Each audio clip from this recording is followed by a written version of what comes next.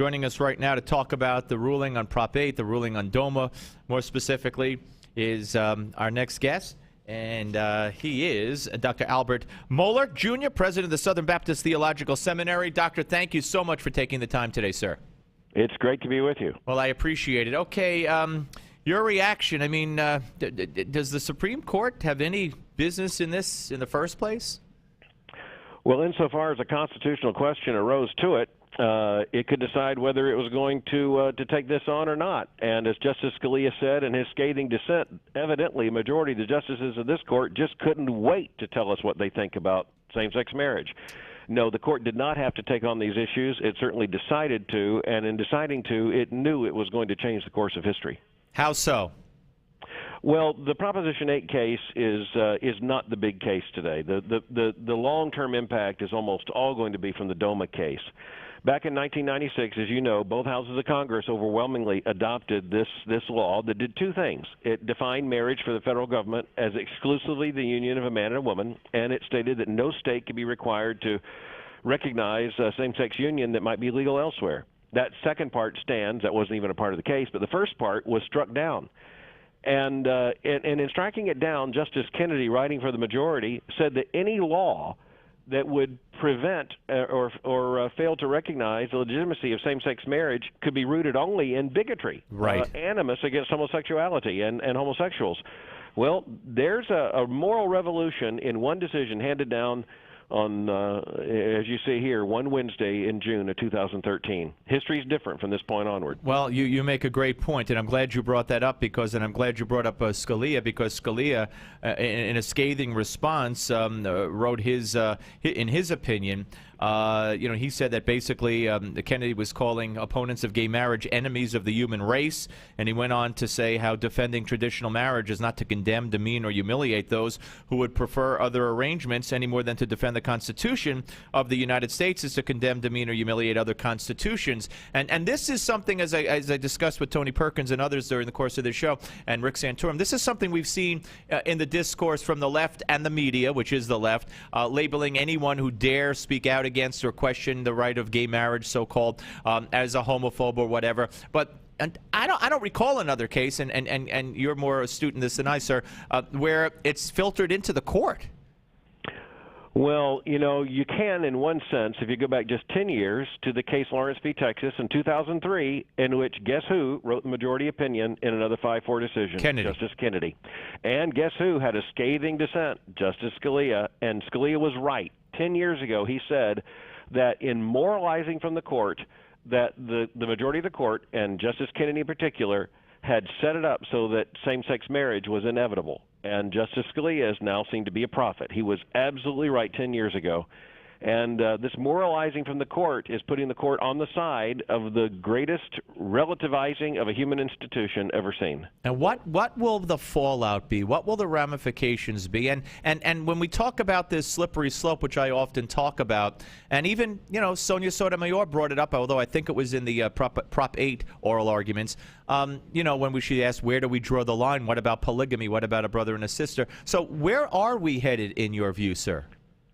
Well, I think we're headed towards the total relativizing of marriage. And by the way, the polygamy issue, if we just think about it, even several years ago, people like Jonathan Turley at Georgetown University were saying, look, if same-sex marriage is legal, so is polygamy. He didn't say that as a conservative. He said that as a liberal. Right.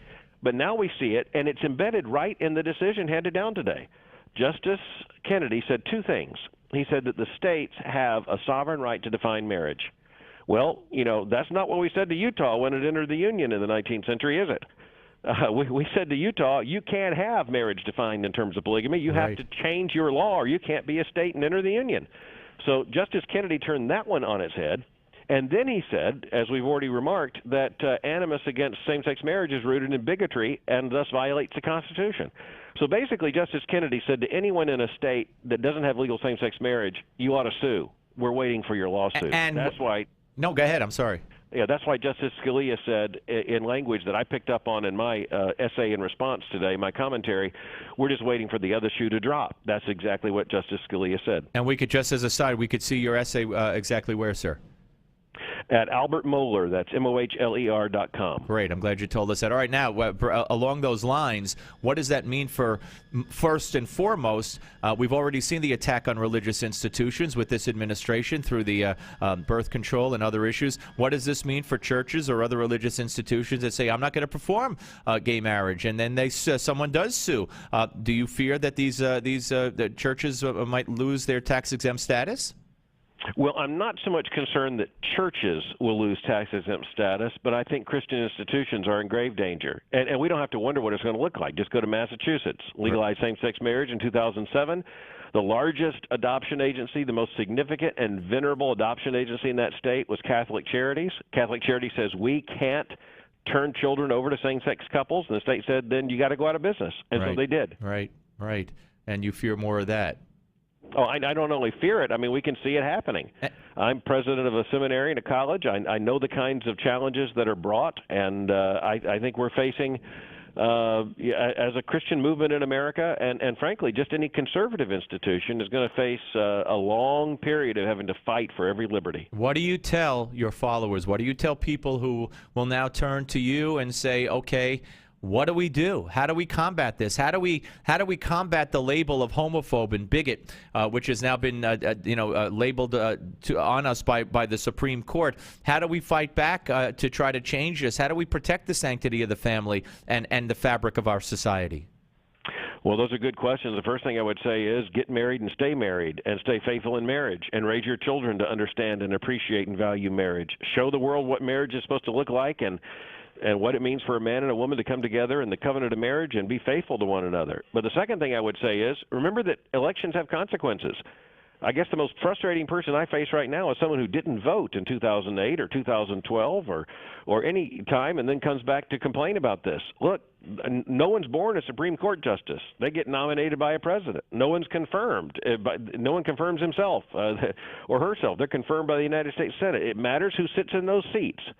And if Americans had voted otherwise over the course of the last several elections, we would have had a very different decision. Doctor, you are so right. And during the campaign in 08 and in 012, it was barely mentioned, and especially Mitt Romney had an opportunity to, because we knew by then, for those who wouldn't believe it in 08, we knew the political philosophies of Barack Obama, and instead of running away from the life issue and running away from social issues, what should have been put forth by Romney was, do you want this gone? Do you want that right gone? Do you want the Second Amendment threatened? Do you want gay marriage? And here's why you need to elect me or settle for what I just said. And that issue was ignored almost completely. So we got Kagan and we got Sotomayor, and God forbid, in 3 more years, a lot could happen, and this court could be solidified where it will be the Obama court for the next 40 years.